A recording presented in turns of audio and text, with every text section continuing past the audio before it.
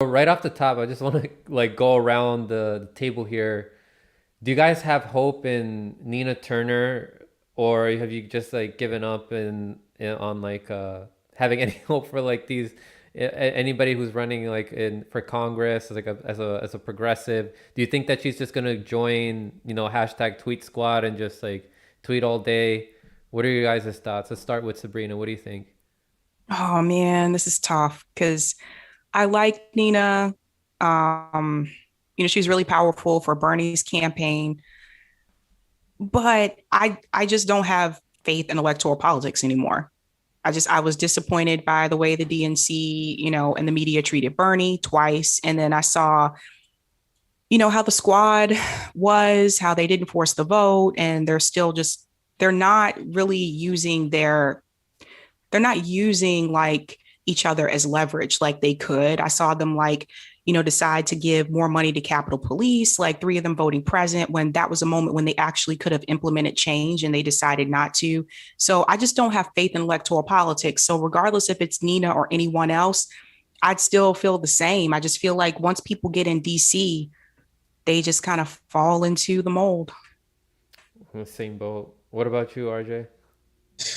Me on this instance, I'm pretty sure she'll do well for her district, but since it's heavily blue, liberal, black liberals too there, so she'll do fine there. But in terms of the national picture and her involvement federally, I don't really see it. I mean, she could easily be the leader of the squad if she wants to, because she is the OG. But I'm not really sure how she's going to actually force the squad to actually do things more progressive like they should, because in the end, look at the endorsements she's been getting. Oh A lot yeah, of we're these getting to that. mainline Democrats. So, in terms of electoral politics, the only faith I have in it is city-wide, and in terms of the city councils. The smaller you go, the more local you go, the more connection you have to the people. But as soon as you start going like statewide or federal, that's when you can really start to lose those deep root connections. So that's my answer. Yeah. Marcus, what do you think? I mean, I honestly would echo both of their sentiments. On the national level, if you can't see how many roadblocks and stumbling blocks there are, I mean, just think about it. They literally spend majority of their time raising money. So if you're there spending most of your time raising money, and even if you get elected, you're going to instantly have to start raising money. How much time are you spending on actually trying to get anything legislatively done? I mean, just looking at the simple math of it, if you're not already coming out the gate with saying, here's my legislation plan, here's what I want to do day one, and she hasn't done that. She's talked about what she supported, and it's fine to support things. I mean, we all support all kinds of things, and sometimes, what we support goes somewhere, sometimes it doesn't. No mistake, RJ was saying that she would probably be the head of the squad. She definitely would be the head of the squad because she already has I guess, a charismatic personality that stands out. And so she would already take that attention. But what would she do with it? That's the problem. I don't see anybody. I mean, the squad can have another 15, 20, and we're still going to be dealing with these same kind of situations. The only thing that's going to be different in those situations is the bill will be much more watered down. So on the 50-50 times when they have to let it go through, it'll pass, but you're still not getting anything. I can definitely see her being the leader, but yeah, like how you guys were saying, like where would that like even lead to? Like we're seeing like the lackluster pressure, if there's even there's like no pressure at all actually, like from the squad. Like I feel like these corporate Democrats are more effective than them in forcing the vote on the things that they want. Like, didn't Schumer come out recently and he was forcing the vote on something? But I think True. what really hit the nail on the head is this tweet here by our brother Unapologetic. So I'm going to play this video that he shared. And he said, some don't want to hear it. And yeah, it's a really harsh truth, but we can't afford to have people waste so much energy fighting tooth and nail to get these people elected, only to be disappointed when these people come into office. But Nina Turner, he goes on to say, will go to Congress and turn into a regular incrementalism loving, status quo defending Democrat. It's absurd to spend more time browbeating people with no health care than criticizing politicians who ran on Medicare for all but opposed floor votes. So I'm going to adjust the audio here so that you guys can hear it, and we can hear I'll hear what your thoughts are on what she says here. It's okay to be disappointed, but the squad is ultimately the best that we have in terms of being able to push an agenda. And what that means is that you might not always agree with the methods. I need people to understand that when you are on the inside, it doesn't mean that you are selling out. I know they've gotten a lot of pressure, but they are the ones up there holding it down. They're pushing as hard as they can. And just because things are not going exactly the way, just because they're not using the exact tactics that some in the activist community want them to use, that doesn't mean that you throw them away. Because guess what? If you're throwing away members of the squad who are our best opportunity to get what we need, and also some members of that progressive caucus, then you're not going to have anybody there. So if the prerequisite, in summation, if the prerequisite for relationship means that I have to do, or the squad has to do everything you say, the way you say do it, then there's not much of a relationship at all. And that, you're going to be disappointed. Hell, they're going to be disappointed with me. I said that to Tim Black when we interviewed. I'm saying it to you, Mike. I want them to know you're going to be disappointed at some point. But that does not mean that you give up totally on the people who are the best fighting chance that you have. And then there's something called strategy. So the grassroots strategy is different than the strategy once you are on the inside. You will know when somebody is sold out. And I assure you that the squad has not, underline, bold, underscore, sold out in any way. They need the grassroots. You can hold them accountable, but you don't throw them away. I mean, some of the pressures, even with Congresswoman Cori Bush, I just want to use her as the example. I mean, she just got there. Hell, overall, the squad members overall just got there, even the ones who've been there a little longer. And then you have people just throwing up their hands, throwing them away just because they're not using the tactics that you want them to use. You don't know what is going on. You don't know what is going on. Like, we're supposed to see the results, right? That's what we expect to see. Like, it's not about, like, we don't know what's going on. Like, you may not agree with their strategy. We're not seeing the strategy. Like, we're not seeing the results, the things that you promised that you would give us. Like, people don't have time to wait for, people are dying from diseases. People are inundated with debt, student loan debt, medical debt that they have from the banks, from the crisis that many people have not recovered yet. And if you're not delivering on the things that you promised to do, and you're giving up on that for the clear reason of political expediency, then by definition, you are a sellout. So I'll throw it over to my panel. What do you guys think? Oh my God. So I can just break this down in like so many different ways. So Nina goes on and say like, well, it's all about the strategy. There's an inside strategy and an outside strategy. And she goes on to talk about in depth about how there is this big outside strategy in which you can do it. And it's like, we're fucking doing that. Where's your inside strategy? Because the squad fucking has none. They have no. Again, and then we put one on a silver platter. By the way, most of us are like, hey, don't fucking vote for Nancy Pelosi. But if you are going to do it, here's the strategy. Hey, try this shit. It's easy. It's right here. And like, no, we don't fucking want to. And it's like, what the fuck are you there to do for? And it wasn't just for, initially it was just for Medicare for all, but then afterwards people came together and was like, hey, it's for what the fuck you want. Why are we rationalizing when we have the establishment by the balls? Mm-hmm. We got them. Why are we rationalizing? So that was the notion there. And this notion too, that they're the best that we have. It's like, Okay, like if you look back in history in terms of the civil rights, there's very, very few progressives. The most prominent progressive back then was Hubert Humphrey, and that was the only one. And so, why are we like? How many do we need? I mean, this notion that we need like 100 social democrats to move the window to the left, and it's like there's like hundreds of other Congress people. It's about using political opportunity. And so, like when you said earlier about like Chuck Schumer forcing a vote on something, like this is basic politics 101. And yes, I'm obvious in knowing that the political structure is leaning towards corporate Democrats. But at the same time, if you're a person like AOC who fundraises more money than the Speaker of the House, meaning you're untethered to the capitalistic system in terms of Congress, you could be able to do shit like this and piss them off. Like in ways, like AOC complains and cries, but oh, I don't want to lose my committee assignments. And then on the other hand, you got a chick like Marjorie Taylor Greene's like, fuck the committee assignments. I have more time to do more bullshit and raise more money. So it's just it's so ass backwards the way they have about this, and that's what worries me about Nina. Because Nina, there's two types of Nina.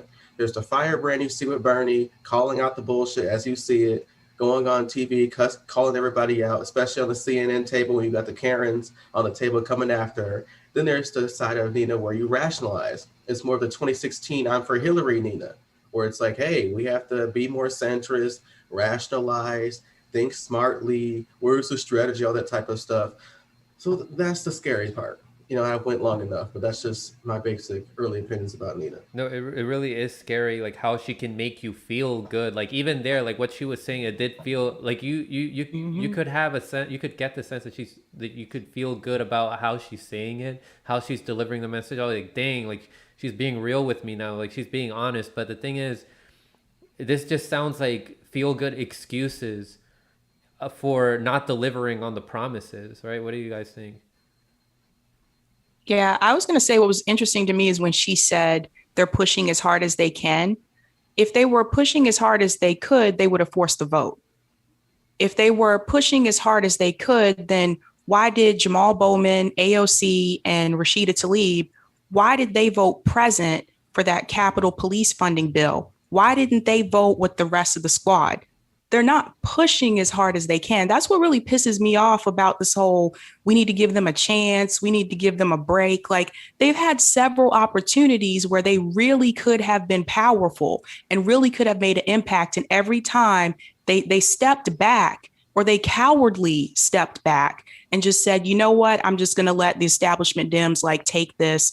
And this is part of the reason why we can't get anything done, like on the left. Because we put people in who ran grassroots campaigns. They didn't take money from, corporate donors, but they're still behaving like establishment Democrats. So if that's the way they were going to be, then why didn't they just run as an establishment Democrat? Like, shoot me in the front, don't shoot me in the back. One thing that I was discussing yesterday with Howell Underground is that if they're all moving the same way right now, and like how you guys are pointing out, like might as well like vote for a corporate Democrat if we're going to get the same things anyway. It shouldn't matter who's in office. We should be fighting and, getting on the streets and pressuring our politicians regardless of who's there, whether it's a quote unquote progressive or a corporate Democrat. What do you think, Marcus? I completely agree. I mean, if you go back to, for instance, I'll give a quick example. FDR. FDR is considered like a big time progressive and all those things like that. In actuality, his ideology was not to be a progressive or a socialist or any of that. What it was is he realized what he was facing in the nation and just decided, crap, in order for us to even save capitalism, I have to do a little bit of socialism. And so he realized I gotta pump money into this country to keep capitalism afloat. And the thing is, with somebody like Nina, she comes from a pure talent. Somebody like Obama, it's often perceived that it comes from talent, the way they make you feel when they talk about things. But what we have to keep in mind, and this is what we do on, the political matrix, I'll go into a little bit of young Morpheus kind of breakdown. You got to always follow the money and look at who's involved in what, who do they pay to do what type of consultants do they pay? Now, a lot of consultants, which they pay, do research on analytical studies on what people are thinking, how they're feeling, what kind of things get emotional reactions out of them, which political issues are very important, somewhat important, not important at all. And they're calculating all of these things along with all the polling data which they have. And so they know how to slice that message where they're hitting all the notes that you need to hear, but you're not getting any substance. Exactly. Yeah, and I just want to show here. This is who like she's proud of endorsing her. So she says, "I'm proud to receive the backing of Congressman Ted Lieu, or Ted Lee, a leader who has tirelessly stood up for bold change, fighting for LGBTQ plus equality, climate justice, and universal health care. I look forward to joining him in Congress to fight for our democracy and strengthen our party. I haven't heard of any accomplishment that this guy has done. Like, what results has he delivered on?" And then RJ here, going back to your tweet, you said he is one of the weakest cultural and political Democrats in the House. Definitely not an endorsement I would be touting about. So you want to talk a little bit more about that, RJ? This guy is one of the biggest cucks and pricks that I've known. Like, he's on par with, what's his name? Adam Shit, as Trump used to call him. He's actually Adam Schiff. They're both from California. And these two scumbags, like, they're such terrible Democrats, like, especially politically, and they are terrible in terms of how they sow strength. Like, Ted Lieu was one of the biggest, like, impeachment pushers back then, and it was all on the Russiagate line. It was all under what happened with January 6th, regardless of how you feel about it. Like, the way he was going about it was all cultural, no political substance. And what's surprising is that he's really a centrist Democrat. He really doesn't. He is not something that he stands for in hard substance. And easily, when the establishment tells him, "Hey, do this," he does it. And so that's why I'm concerned. It's like, why Nina though? Like, why would I want to know who reached out to Nina? Did she reach out for his endorsement, or did he just say, "I'm going to endorse you"? Like, what kind of relationship they have? Because people don't just throw out endorsements for nothing. Like, I believe someone on Twitter the other day said endorsements weren't like they were 10 or 20 years ago. Endorsements help the person who's doing the endorsing. It's not the other way around. So that's what's very confusing about what's going on, because in the House of Representatives, it's a 2-year term, so I'm pretty sure Ted Lieu was like, "Okay, I scratch your back here, you scratch mine next time around." So if Nina wins, which looks like it will, because she is she's literally creaming the Hillary bot right now. So the likelihood of her winning is high. So look out for Nina endorsing fucking Ted Lieu in 2 years. So that was my overall thoughts.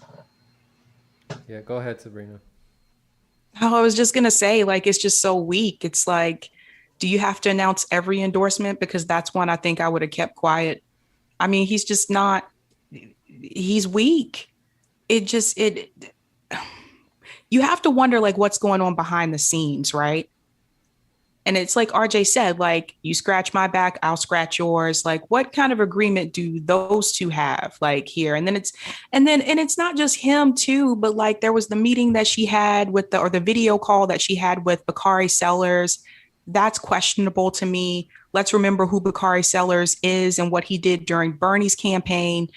How could you go and, be friendly with this guy? This guy, like, tried to destroy, like, was part of the ones that tried to destroy, like, Bernie's campaign. Like, why are you cozying with this guy? So I wonder, like, what's going on behind the scenes. Again, like Markus was saying, you just have to follow the money. Yeah, you wanna add on to that a little more, Markus?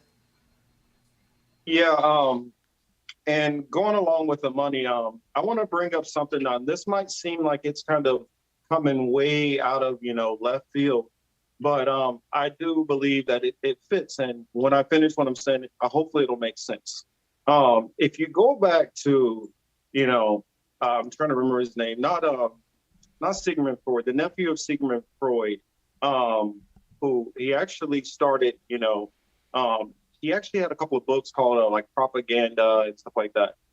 Anyway, when I remember his name, I'll blurt it out. But what he did was he took a lot of his uncle's, techniques and methods and studies and research of people's, mental states, and through his, I guess, what his conclusions, he was able to discern that most of us, are more easy to react to things that we feel.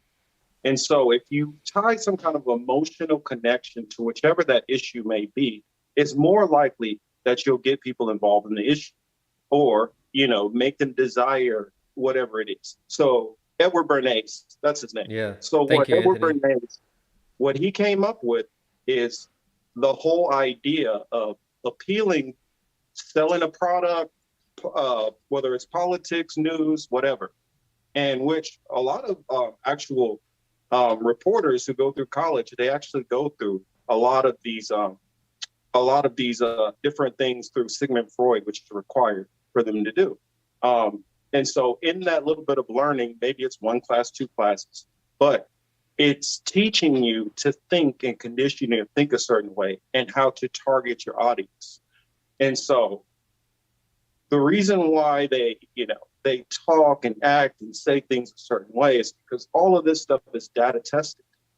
And it's been working for years. I mean, for those who don't know, look up freedom torches. Freedom torches was something which they did to get women to start smoking cigarettes. They played on the women's right angle, and it intended to manipulate women's feeling of not feeling equal with men.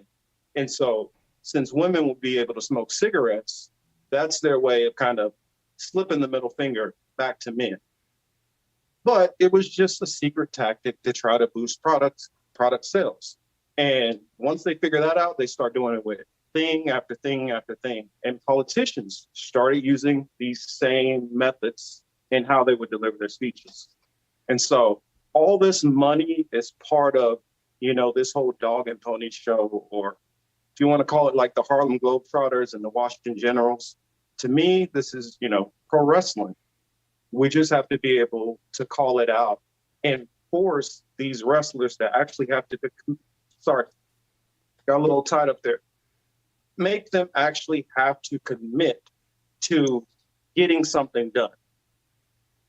They just can't keep playing around. I mean, some stuff we're not going to be able to hold them, and force them to do it. But on some issues, at some point, there has to be a point where you force these people against their will to get something done. So pretty much these are like tactics, psychological tactics to try to get people to feel good and riled up to be a part of part of a team. Or angry. Or angry, yeah, and like to incite them, to energize them. But we need to know this stuff. We need to know what tactics that they're using, so that when they're using, they're like, nope, I know what they're trying to do. They're trying to use this tactic to try to make me feel like I should be behind them and vote for them. But I know how this is gonna go. They're not actually gonna fight for me. Like, I've seen the patterns. So thankfully, people are waking up to this. This information is traveling around. That's something that these big tech oligarchs are seeing, the politicians are seeing, like all the predator class are seeing. They're using big tech to try to suppress people that are calling this stuff out.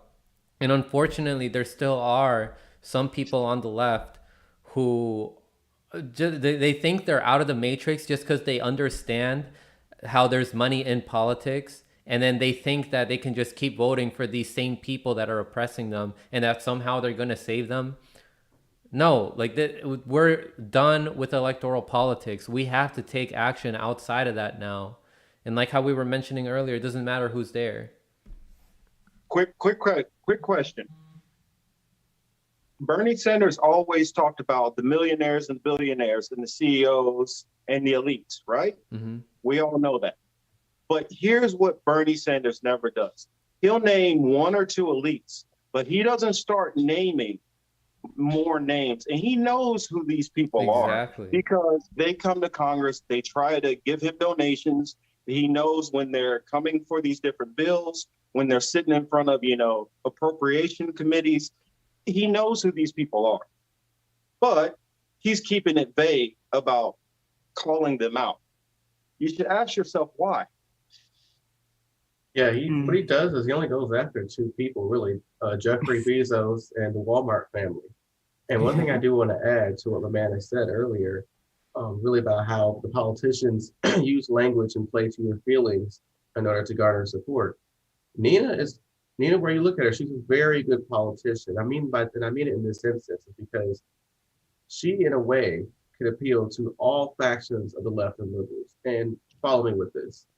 Nina Turner's seat she's replacing is by a CBC member, Congressional Black Caucus member, Marcia Fudge. And that is in a deep blue Black liberal district. So Nina, by trying to work with Bakari Sellers, because everybody and their grandmama likes Bakari Sellers, who's a Black liberal. So she feels by playing nice to him, using him, it'll keep Black liberals to support her over Chantel Brown. You have some people on the left who are pro-MPP, and that's why she was at the council, at the convention, even last year. She was one of the headliners. She was actually the last one to speak. And so that's going to garner support for her as well, because you have some people that say, okay, well, I'll still continue to vote for progressives. There's some people on the left that are like that. They'll get her support. And it's working, obviously, because in her district, yes, it's heavily blue, but she's creaming the crop right now. And at some point when she gets elected, because I feel like it's inevitable based on what I've seen, she'll have every tool in the toolbox to gaslight, to make an excuse.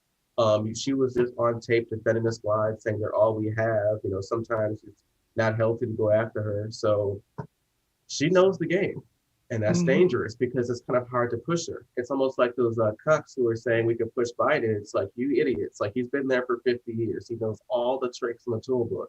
And I feel like Nina, by her being Bernie's right-hand woman, she knows all the tricks of the trade. She knows how to gaslight. She knows how to get people to fall in line. She knows who to support to get people in her back pocket. So that nice persona she puts on, yeah, we love Auntie Nina, but when her as a politician, she is ruthless as it comes.